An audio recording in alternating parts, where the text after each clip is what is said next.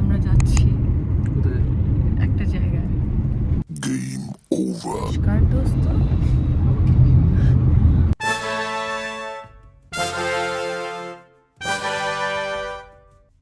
Hello everyone, welcome to artificially YouTube. তাহলে আমাদের দেবভূমি যাত্রাটা প্রায় শুরু হয়েই যাচ্ছে। হাওড়া যেতে যেতে যদি জ্যাম না পড়ে তাহলে বেশ মনটা ভালো লাগে না, কিন্তু আমাদের বেশ ভালোই লাগলো, কারণ পাতাল রেল করেই আমরা পৌঁছে গেলাম হাওড়া স্টেশনে। হাওড়া স্টেশনে পৌঁছাতেই বেজে গেল বিকেল 4:25। তখনই আমরা মিয়া বিবিতে পেয়ে গেলাম আমাদের গন্তব্য স্থান, যে পৌঁছাবে সেই জায়গাটা। সেটা হচ্ছে 13036 উপাসনা এক্সপ্রেস, যাকে আমরা কুম্ভ এক্সপ্রেস বলেও জানি। কি, হাওড়া টু দেহরাদুন যাবে? দেহরাদুন যাবেন নাকি? না বাবা, অত লোভ করে লাভ নেই। তবে আমরা উঠে পড়লাম। তবে 26 ঘন্টার এই জার্নিটা কিভাবে কাটাবো একটু বিবেচনা করে ফেললাম। আমরা এখন ট্রেনে চড়ে পড়েছি। আমাদের টিকিট আরএসিতে আছে। আমরা এখন দেখছি কি হয়। যা শুনলেন, টিকিট আরএসি হলে যা হয় আর কি। তবে 26 ঘন্টার এই জার্নিটা আরএসিতে কেমন যাবে সেটা আমরা বুঝতে পারছিলাম না। তবে ট্রেন যাত্রা আমাদের দুজনের বেশ ভালোই লাগে, আর সাথে যদি থাকে এরকম ইভিনিং টি, মানে আইআরসিটিসি সেই বাজে চাটা, তবে তো সময়টা বেশ ভালোই কাটে। অবশ্য আসানসোল যেতে না যেতেই আমাদের একটু খিদে খিদে পেয়ে গেল, কিন্তু ট্রেনের খাবার আমাদের মুখে রচে না। তাই আমরা ওয়েট করলাম বেশ পরের দিনের। মানে আমরা সেদিনকে কোনোভাবেই টুকটাক খেয়ে আমাদের এই দিনটা বেশ ভালোইভাবে কাটালাম। তবে একটা গোটা দিন ট্রেনে কিভাবে কাটে সেটা আমরা দেখলাম।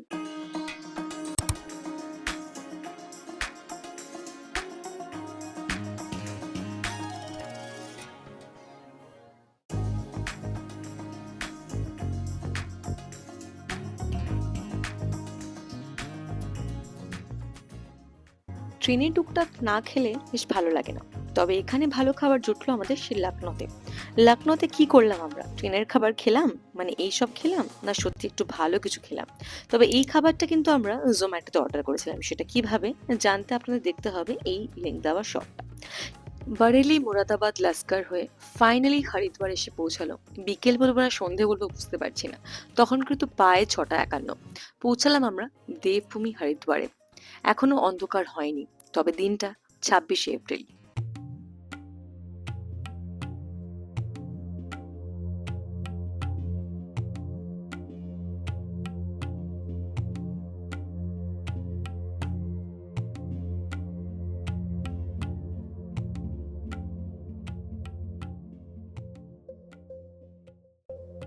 বেরিয়েই পড়লাম এই ভিড়ে। সামনে পেলাম এই গরিব দাসী ধর্মশালা সেবাশ্রমটা। হ্যাঁ, আমরা ভাবলাম হরিদ্বারে তো আমাদের শুধু একটা রাত কাটানো, তাতে যদি পাওয়া যায় সেবাশ্রমে থাকার সৌভাগ্য, মন্দ কি, তাই না? এখন আমরা একটা সেবাশ্রমে ঢুকেছি। রুমস দেখবো কেমন কি, ভালো লাগলে থাকবো।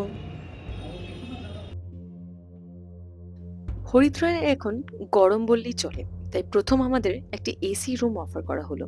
যদিও প্রায় ওখানে রুম নাই বললেই চলে, কারণ বেশ ভিড়। তবে এসি রুমটি ছিল 900 টাকার বিনিময়, সেটি আমরা গেলাম। বেশ ভালো পরিষ্কার পরিচ্ছন্ন রুম। তবে সেটা আমাদের ভালো লাগলো না, তাই আমরা অন্য রুমে আরো দেখতে গেলাম। তবে আপনারা যদি আসেন তবে এসি রুমটা মন্দ নয়। এক রাতের জন্য 900 টাকা বেশ ভালো। একটু পেছনের দিকে গেলেই, মানে সেবাশ্রমের পেছনে গিয়ে চলে এলো নন এসি রুম।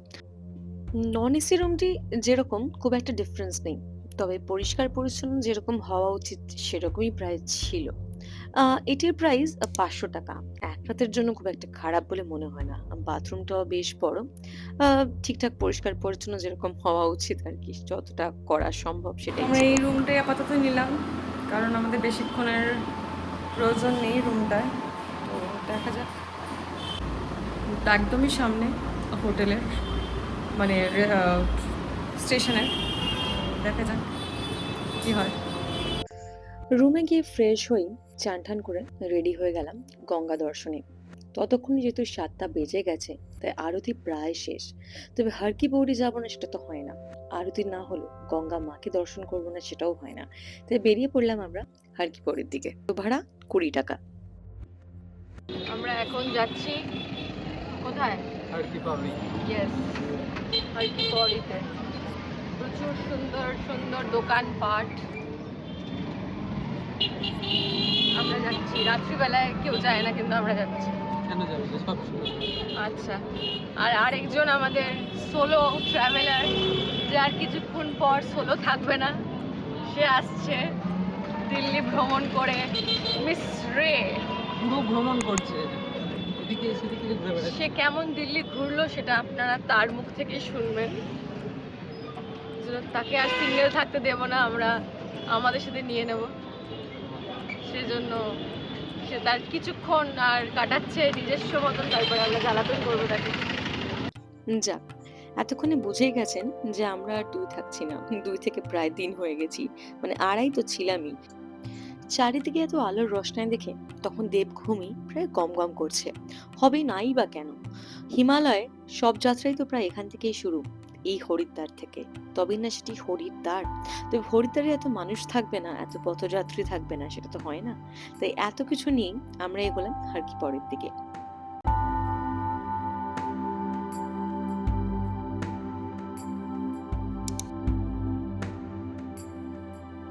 টোটো আমাদের নামিয়ে দিল গৌঘাটের দ্বারের দিকে।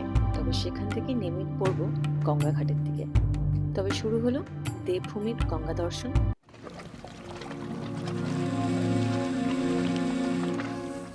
হারকিপরি ঘাটটি প্রথম তৈরি করেছিলেন মহারাজা বিক্রমাদিত্য।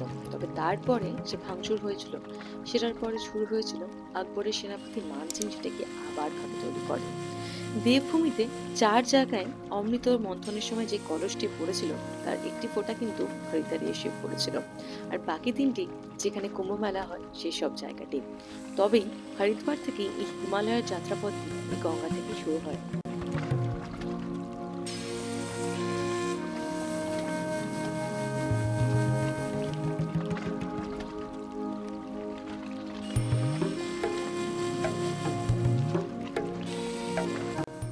মা গঙ্গা আর তার পূর্ণ স্নানের লোভে দূর দূর থেকে ভক্তরা এসেই যাচ্ছে।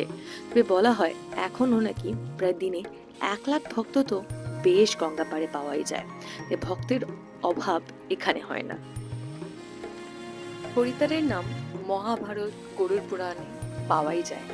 তবে তার নাম কিন্তু অনেক রকম, যেমন কপিলস্থানা, গঙ্গাদ্বারা আর মায়াপুরী।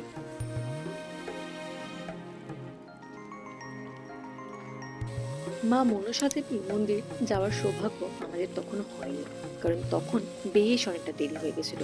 আর রোপওয়ে ব্যবস্থাটি আছে, পায়ে হেঁটেও যাওয়া যায়, তবে সেটি খুলবে কালকে সকালে, যেটি কিনা আমরা আর থাকছি না। তাই দূর থেকেই মাকে প্রণাম। এবার চলছে রাত্রের ভোজন করার পালা। সবাই বলেছে দাদা বৌদির হোটেলে কিন্তু অবশ্যই যাবি, কিন্তু এই দাদা বৌদি সে দাদা বৌদির হোটেলে যেতে পারলো না, কারণ তাদের খেতে ইচ্ছা করছিল না খুব একটা ভাত। আমরা চলে এলাম হরিদ্বারের একটি নামকরা রেস্তোরাঁয়।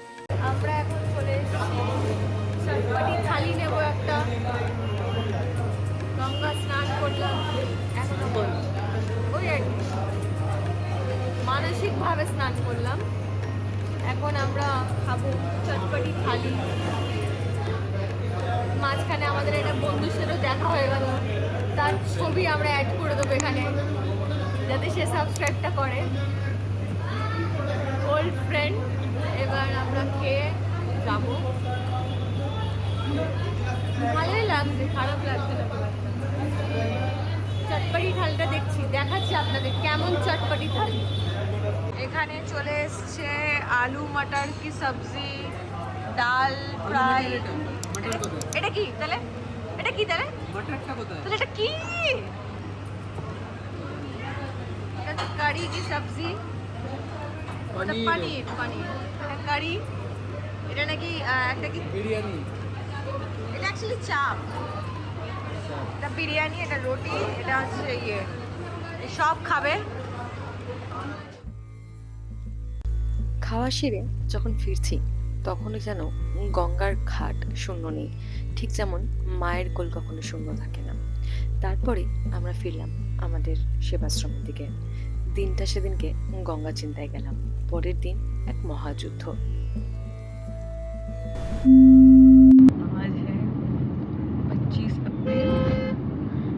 हम लोग जा रहे हैं कलकत्ता से एक रूट लेके उत्तर की तरफ।